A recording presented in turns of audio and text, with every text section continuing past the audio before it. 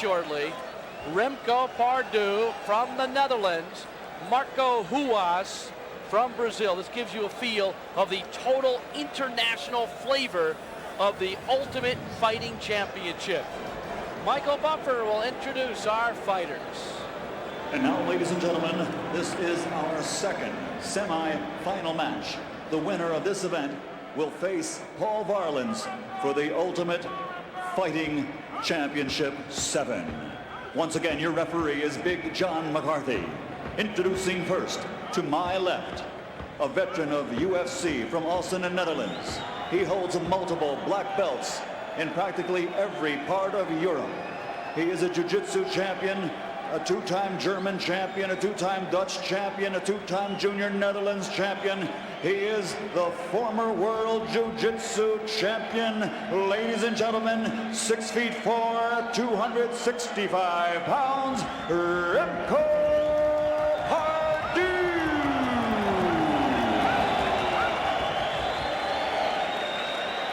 And his opponent across the octagon, 6'1", 210 pounds, four-time Brazilian Muay Thai champion, a state heavyweight boxing champion, and reigning Brazilian Vale Tudo champion, undefeated in bare knuckle matches, once again from Rio de Janeiro, the king of the streets, Marco.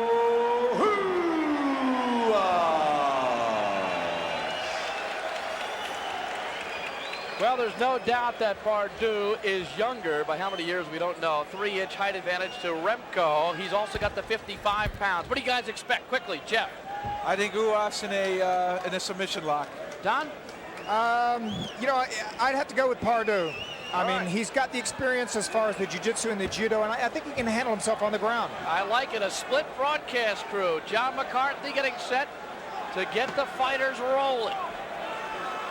One observation, I saw Ruas grab, look at his right hand repeatedly after that first fight. Pardoel wears the gi. The winner takes on Varelans. Pardoel says he's experienced in Taekwondo, but I haven't seen him kick yet. A long staring down process, a feeling out thing. You see it in boxing a lot. Kicks delivered by Ruas.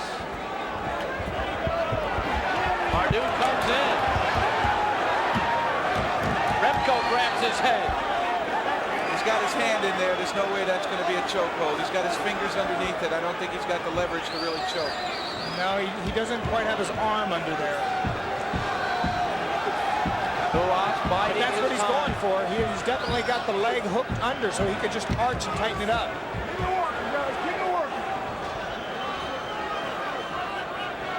Ruas actually looked up. Seems pretty calm in there. Pardoel isn't very far away, though, from making that a guillotine. He's got the arm across underneath the chin, but really not going deep. It's not very deep. You're right, Don. Pardoel has Ruas backed up against the chain link fence. It's more his wrist. The end of his hand is underneath the chin.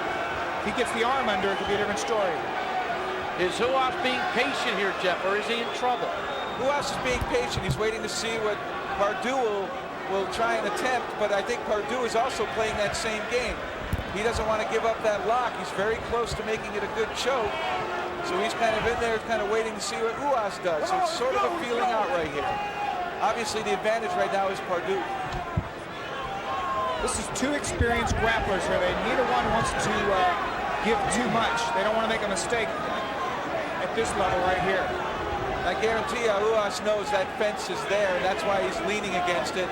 That's what's holding him up. Otherwise, he'd fall right down right now, and that pressure would go to his head. Ruas using his right leg to lock the left leg of Pardoel. Now Pardoel breaks away. Pardoel still working on the neck of Marco Ruas. Pardoel's left arm here might start to really fatigue with that kind of a lock and straining to bring it up and arching your back. That arm could eventually slowly fatigue. Remember, the referee has the ability to restart the bout if he doesn't see movement or action.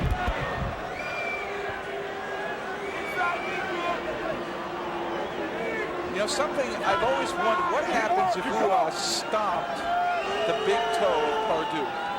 Honest to God, what would that do? I tell you, these guys are conditioned mentally to take pain. I mean, I'm not really sure. I've been surprised at the punishment these guys have taken as it is. It's worth a try, though. I think if I was in that position, I might try it. Would certainly limit the mobility you have after you go ahead and do that. You've been working. Well, we've seen ground grappling before. We've seen fighters engaged in a tussle for a long time on the mat, but not standing up like this. Crowd is anticipating action. They're restless right now. They seem a little bit restless, but right here, this is an important situation for Pardoel. He really does have a threat going. Brewer's doing an excellent job of blocking it, but it's really fairly close to sinking in there. And that's why Pardoel isn't letting it go. That could be trouble. Yeah, it's really in there now. As a matter of fact, if he was to arch, really, if he had a good grip and he arched right now, I think... Pardoel trying to get the choke on Marco Ruas. But Ruas is not panicking. Down the dragon nuances of the martial arts right here. Little things. It's always the little things. Oh, and one of the reasons it's not tight is Pardoel's right arm is around Uwas's left arm, which means the arm's in that lock. It can't be that tight. It can't be that tight. He's got to be around the head. He's got to be inside that arm. That's exactly it. It's not going to be a tight choke. Come on, let's go, let's go. We saw it on the monitor, and I just saw it when they briefly turned towards me, but that was blocked from our view initially. That is why that guillotine choke is not working. You know what? It's not a full guillotine choke yet.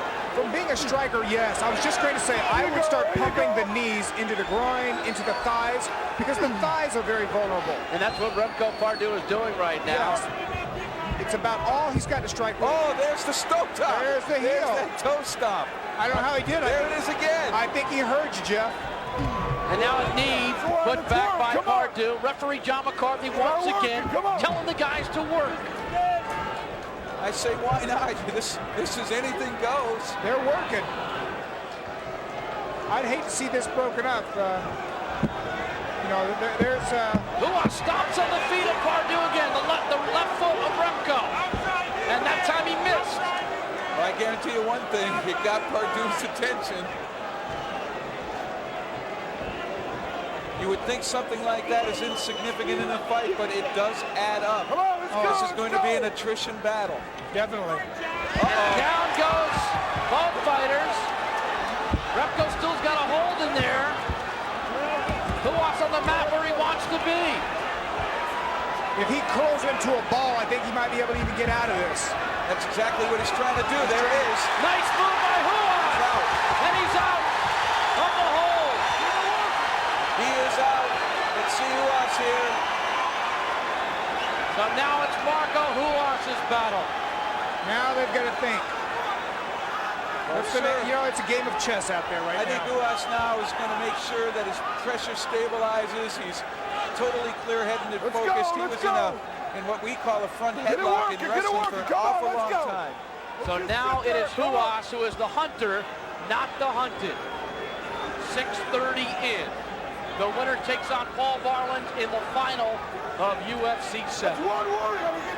John McCarthy telling the fighters to work. I think they expended a lot of energy standing up. And one advantage for Ruas is he can grab the gi of Pardoel to keep him from punching, and that's what he's doing to Pardoel's right hand. He's got the gi. Talking non-stop. He's got the gi. He's going to slowly work his way up, try to get in the punching range, or maybe submission on a leg here. I think he's going for the leg. There it is. Ruas has the leg. And again, the fighting from the back being a very effective tactic. Ruas knocking him away with the left hand. He's got the left wrist.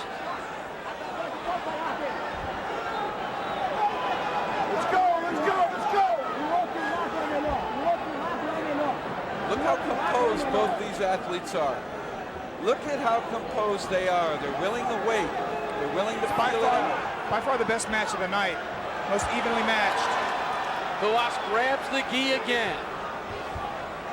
Oh, he's got the ankle. He's starting to get it. He's getting it. And Pardoel fights his way back. Well, his only choice is to crowd up like he's doing it. He needs to get close to Ruas. He can't sit back like that if he gets his ankle. Ruas trying to roll over and arch his back using that extra leverage. Over 8 minutes in. On his back, he arches into the mat, which prevents him from getting full extension. But if he turned to his belly, he could really get great extension. It's Ruas, the Brazilian, against Pardoel, the Dutchman who trained in Brazil.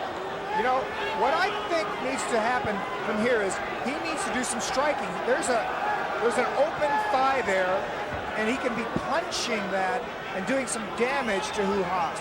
If nothing else distracts him, get his attention off that ankle. It's working. Pardoel looks amazingly composed and full of vinegar. He does not look winded. Ruas looks like he's using more energy. Oh, and Pardoel got out of the lock, but not out of the guard. 9 minutes in. Great fight. Great fight. This is what the UFC is about. Strategy, tactic, and discipline. And we're seeing all of it right here. Come on, let's work. Let's go.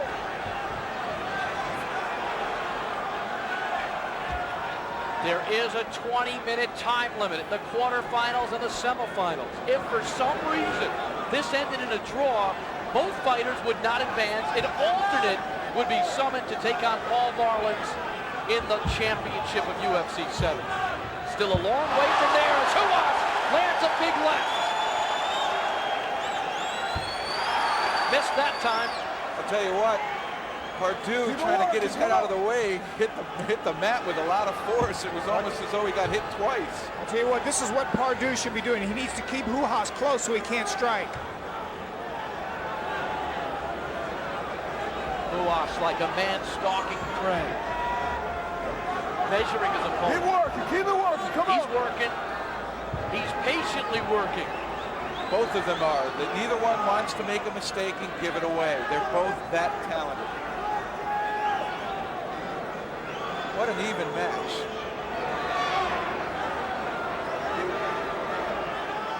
Pardoel has a 55-pound advantage on Ruas.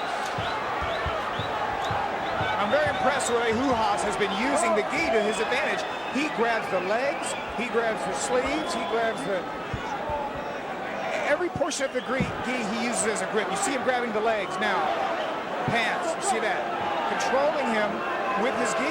That's interesting because Royce Gracie uses his own gi as an offensive tool attack. Certainly he does, both in terms of grip to keep a person near him and also as a weapon for a choke. 11 minutes plus in. 20-minute time limit. It looks like Ruas wants up.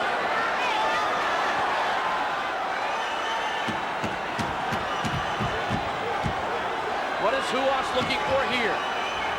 Probably to try to beat a leg, just like that, turn the corner, and now come close into the neck. Very nicely done by Ruas. Now let's see what he can do from there. And it's interesting, a lot of these fighters cross their leg when they're in the bottom position. A knee landed by Ruas, another knee. It'll chop away with you a little bit. There's not enough on that to get a submission. Keep working, Remco. I think it takes more energy than it's worth. He's looking for something. He's reaching inside the gi of Pardoel. Unless that hand got caught in there and Pardoel wants to keep it in there by holding that gi collar up so Marcos can't pull the hand out. 12 minutes in. Marco Ruas on the top. Remco Pardoel with the gi on the bottom. Keep working. Ruas is sweating profusely. Keep working. We got 8 minutes left. Let's go, gentlemen. I guarantee you Pardoel is sweating too. We just can't see it. Not with the gi on.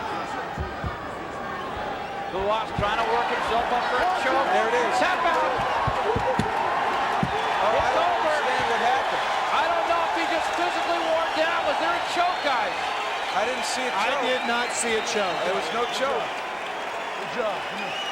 12 1:27 the time, Good job. and this You did one an outstanding ends job. rather strangely.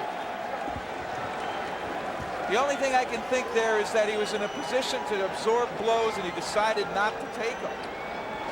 That could have been it, but Let's go up to Michael Buffer for the announcement. Following the submission signal from Remco Pardoel, referee John McCarthy calls a halt. The winner, and advancing to the final against Paul Varlins, the king of the streets of Rio de Janeiro, Michael Huas. 12 minutes, 27 seconds. Big hug there, but after a very close bout from beginning to